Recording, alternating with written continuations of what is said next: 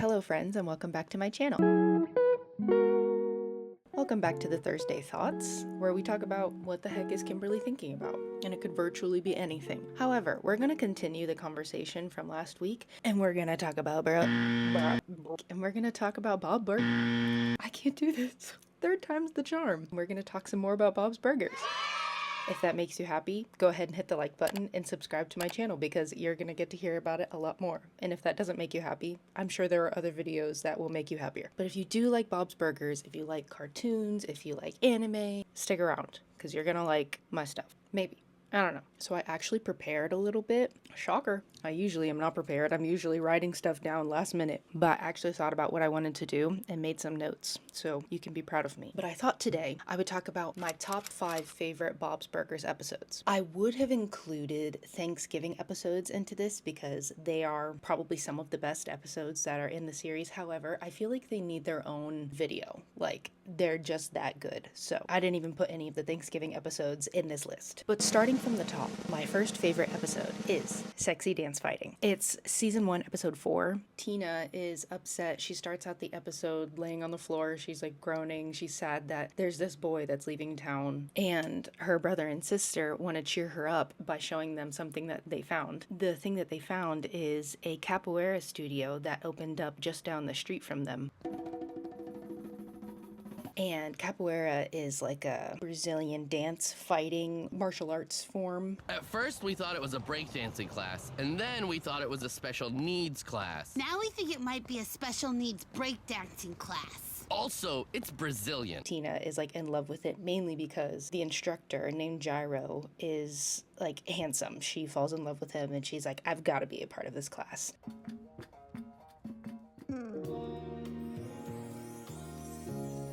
She becomes very quickly attached and joins these classes, and she's learning the dance fighting, the form, and all of that. Basically, she starts to neglect her duties at the restaurant, and if you don't know, the kids also have to work in the restaurant because Bob and Linda don't have the money to pay for actual staff members. They don't have like a ton of business, unfortunately, despite them having amazing food, but that's besides the point. Tina starts to neglect her duties. Her dad is upset with her, obviously, but he's not just upset with her because she's not at work. He's more upset at the thought of losing his daughter because she's like obsessed with this guy. Like, everything is about Gyro now. Like, Gyro does this and Gyro does that. Gyro says he can hypnotize animals, but only if they want to be hypnotized. Tina, shh, shh, shh. Which they almost always do. Tina! Gyro says toothpaste insults your teeth. Tina, go to bed. Gyro only needs 2 hours of sleep a night because he regulates his heart. Tina, get out. Gyro sleeps with his eyes open. Tina! So her dad is like feeling almost a fear of like losing her. One day when she's like really late coming to work because of capoeira, he goes and tries to get her to come back to work. And he has a 4:30 meeting every day, which is essentially he just has to go poop. But he decides like, no, this is more important. It's time for my afternoon meeting, you know, in the bathroom. Your 4:30 meeting? Yeah, my 4:30. So go. No, Tina made a commitment to be here at a certain time. I'm going down there to remind her that she has a job here. He goes to get Tina, and basically Bob is like, oh, I'm coming here to pick up my daughter from this dumb class, basically. And Gyro is like not having it, of course. But I got a job I got to get back to, and so does Tina. Plus, I don't really dance. Although capoeira incorporates elements of dance, it is a highly dangerous form of martial arts. Right, I'm sure it is. Yeah, I mean, it seems like a great way to stay in shape, like jazzercise. Not like jazzercise. And so he's like, well, let's like have a little demonstration, shall we? And so he's like doing his little thing. I think the best part about it is him, like his little ad libs when he's fighting. He says like random stuff. He'll say like, Brazil, ponytail, Rio de Janeiro.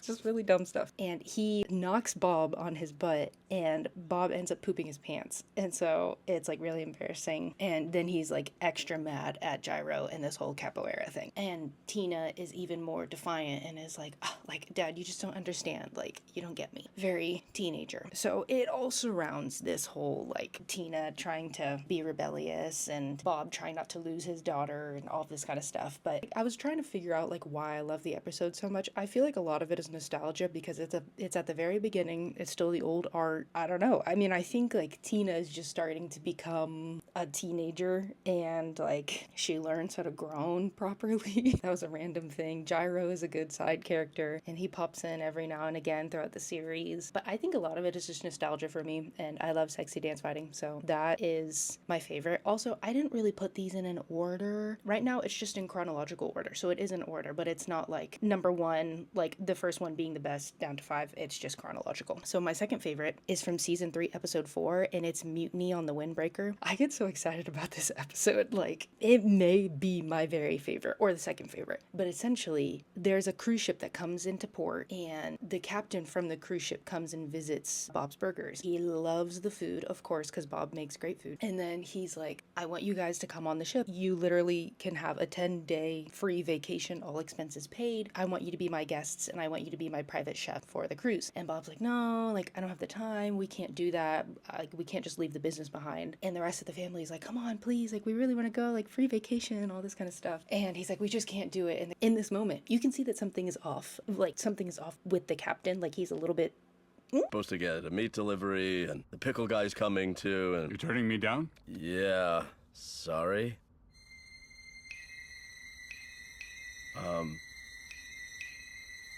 Well then. He's like, okay, well, how about this? Instead of 10 days, just come for the evening, make dinner, then you can leave. Bob's like, okay, whatever. So they convince him, they get on the boat, and before they even get on the boat, there is a worker who runs out of the boat, and they're like, help, the captain, he's crazy. But before he can finish his sentence, other workers come and grab him, and it's like, if you've seen Get Out, it's like that scene where the guy, like, comes to, and he's, like, freaking out. Everyone listen! The ship is... Fancy? Was he gonna say fancy? Sexy? Pregnant? A grand old dame? So clearly you can see things are just not right on this ship. And as they're boarding the boat, the captain is also like standing above on the deck, and he's like, like laughing maniacally. And Bob looks up and he's like, why are you laughing? And he's like, oh, no reason, you know, it was a funny fish or whatever. They get on the boat, they show Bob to the galley. He's cooking with another guy named Duval, Chef Duval. Duval's not having a great time. The same as any of the other workers on the boat, not having a great time. Look at you, making hamburgers with your fancy beef for the fancy captain's table. Mr. Squishy Squashy. Passengers will be enjoying my fresh vegetable stew. None of those vegetables are fresh. The passengers don't care. They only complain if we run out. And when they complain, the captain gets angry. Is he a little crazy? Shh, he can hear you. He put a microphone in the cheese grater. Act normal. And after Bob makes dinner that night, they set up everything in the dining room and everyone's eating, and the captain is making a toast, and Bob is like, okay, like, it's time to go, you know? And then he looks at the glasses on the tables and he notices the liquid in the glasses is moving, and he's like, hold on, what the heck? So then he goes and like opens up all of the blinds on the windows because all the blinds are closed, and he opens them and they're at sea. He's like, where's the land? Are we moving? Bob Belcher, everyone. Where's the land? Where's the land?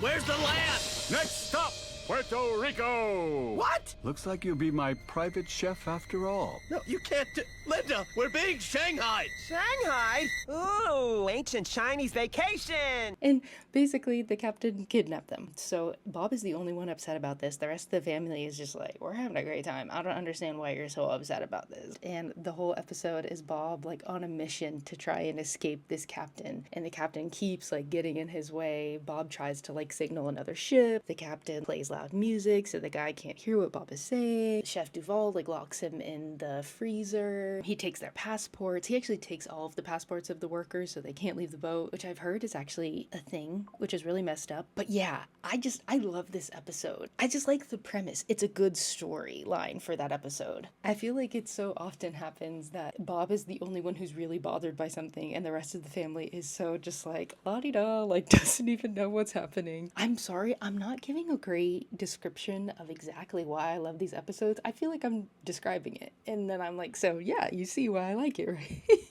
Okay, the next one is in season 7, episode 1, Flu-ouise, and it's when Louise gets the flu. She comes home, she's sick, she's excited to be sick, she gets to miss school. Feel that, been there a million times. I was always trying to get out of school. Oh my gosh. So she's in her room, she's got all of her like toys lined up, and her favorite toys are from like a story.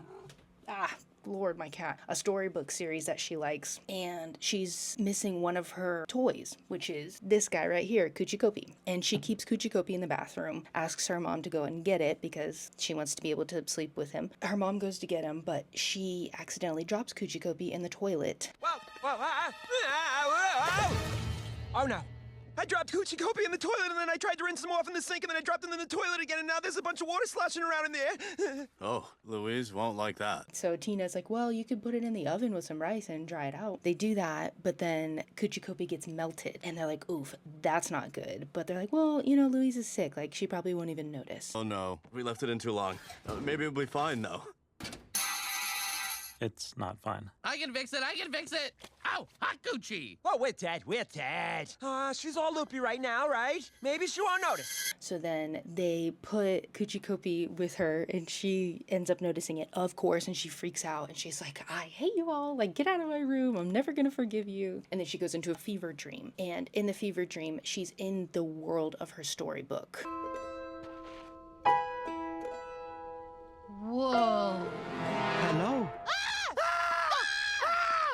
Wait, why are you screaming? I thought that was what we were doing. And all of her toys are her family members. So, and when she's in the world, the melted Kuchikopi is leading her to his fortress because he's like, oh, we can be alone there and you don't have to deal with any more annoying people, aka your family members. I have a place here, a timeshare. You have a timeshare in my fever dream? Yes, it's a beautiful fortress. We should totally go there. We can be alone and we'll be safe there. Safe from what? Safe from everyone. No one will hurt us. She's like, cool, that sounds good. And as they're getting to the fortress, they keep running into other storybook characters, and they're warning, hey, you don't want to go to this fortress. Like, it's not a good place. You really shouldn't isolate yourself. Like, it's not healthy. You should forgive your family. Louise, I cannot allow you to get to the fortress. What? Why not? Because the fortress is an awful place. I mean, who builds a fortress that blocks the sun and makes everything dark and gloomy? Who does that? Probably a cool dude. All this kind of stuff. She's like, no, no, no, no, no. And so then they finally make it to the fortress. There's like a big button on the wall that basically says it can close everything down. I guess all the windows, doors, all that, so no one can get in. And she's about to press it, and the melted Kuchikopi is like, go ahead, press it, press it. And after all of the characters telling her how awful it is, she's like, I don't know, maybe I should listen to them. Like, throughout the journey, you can see she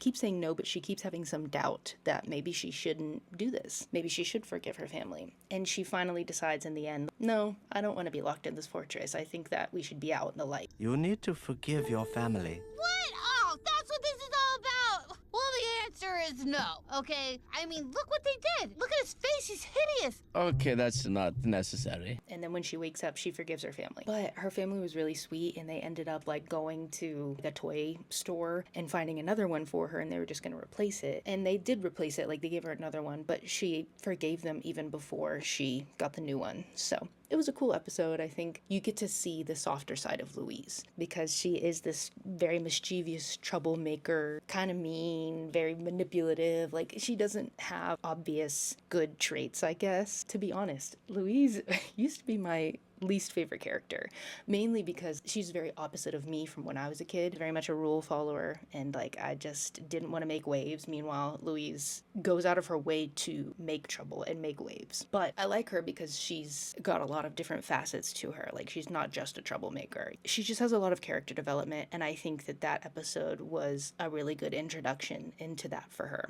This is a longer Thursday Thoughts today, but I hope you're having as good of a time as I'm having. Okay, so the next one is from season 10, episode 2, and it's Boys Just Want to Have Fungus. It starts out with Bob and Jean going to a market, and Bob finds these really rare mushrooms that this person is selling. They're called woolly Neptunes. So he's like, oh my gosh, we have to get these. And of course, they're super expensive. And so then Bob is like, you know, I've always wanted to go and forage for food. Like, Bob loves nature and the wilderness, and he always dreams of like being like a bushman. And so he's like, you know, Jean, we could go and hunt for these mushrooms. And Jean's like, sure. So they go and do like 5 minutes of research, get a little basket, and they go out to look for mushrooms in the forest. And when they're out there, they run into some other mushroom hunters, and they're like, oh, hey, we'd love to get some help in finding out where to find woolly Neptunes. And they're like, LOL, you're going out for the very first time to hunt for mushrooms, and you're trying to find the most rare mushroom there is? Okay. So you just want to find the rarest, most expensive mushroom in, like, the world your first time out.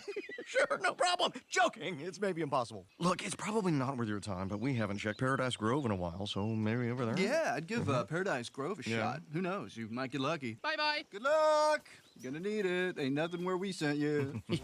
What's that? No, we said, we hope you find lots of woolly Neptunes. So they troll them a little bit and they send them in the complete opposite direction of where you would find these mushrooms. They don't know that, so they go in the direction thinking that these are nice people, and they end up falling down this ravine and they end up stumbling upon the woolly Neptunes. And so they're all excited. They're like, woohoo, we found them. They're yelling out. And then the other bad mushroom hunter people, they're like, oh, you found them? Like, yell out where you are. The thing is, there are a lot of look-alike mushrooms that are really, really poisonous. So we'll come to you and verify that yours are okay. And so they're like, oh, okay, yeah, we're over here. And another lady that they had run into on the trail, she was like, no, don't tell them. Like, they're just gonna come and take your mushrooms. Are you guys nuts? Ah! Oh, hey, bug spray lady. Where'd you come from? Shh! Listen, the last thing you want to do when you find a treasure is blab it to the world, especially those guys.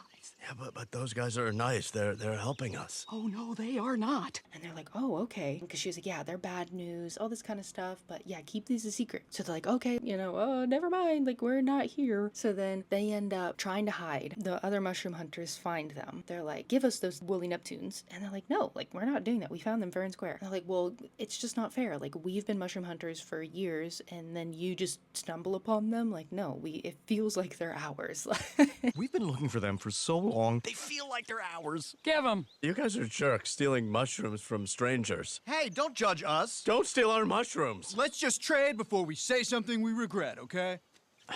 I was like, okay, that makes sense. So then Bob and Jean make a run for it, and they're like, go. They run away. They're trying to find their way back to the car, and they end up doing so. But then the mushroom hunters took like a shortcut, and they beat them there. And then they're like, well, give them to us.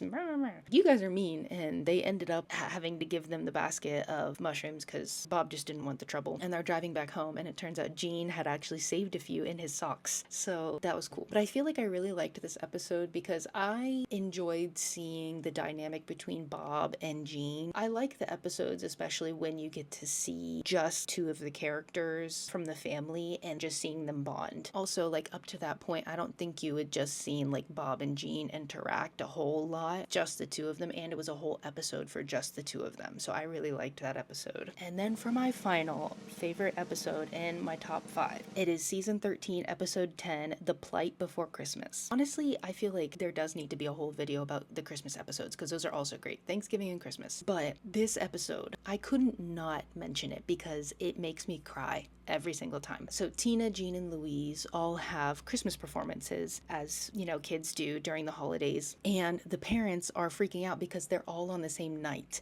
And so they're like, oh my gosh, like we can't go to all of them, but we need to go to all of them, So they're trying to work it out, and who do we go to and who do we sacrifice, like not going to their performance or whatever. And of course Louise is like, it doesn't matter, you don't have to come to mine. She's reading a poem at her local library because her poem got picked. And so she was like, I'm just gonna read a poem, it's gonna be dumb, like I don't need my family there, basically. But Tina can tell that Louise doesn't really mean that. So the poem you submitted was Who Picks Up the Reindeer Poop? Yeah. I still think you should have submitted something from the heart this year, not so much about poop. I know, that would have been hilarious. And so what ends up happening is Bob goes to Jean's performance and Linda goes to Tina's performance, and that's mainly because Linda had to go to Tina's performance because she was one of the stage hands, and Tina was going to be like the star in the play. When I say star, I mean literally the star. Like, she wore a star costume. And in the play, Linda's like worrying, and they were going to work it out to where Bob went to Jean's performance for like the first half, and then he was going to try and run to the library to make it for like the second half to go and support Louise. And like that just was not working out. He couldn't make his way there because he got into a taxi, and the taxi didn't know where the library was. Bob went to the wrong library, and so he just like, it wasn't working out. Linda's talking to Bob on the phone, and she's like, oh my gosh, like we can't miss our daughter's poem reading, all this kind of stuff. But Linda's like, I can't leave this performance. And then she sees like, the star come up, and she thinks it's Tina, and she's like, okay, Tina, like great job out there. And then she hears this other girl's voice coming out of the star costume, and she's like, hold up.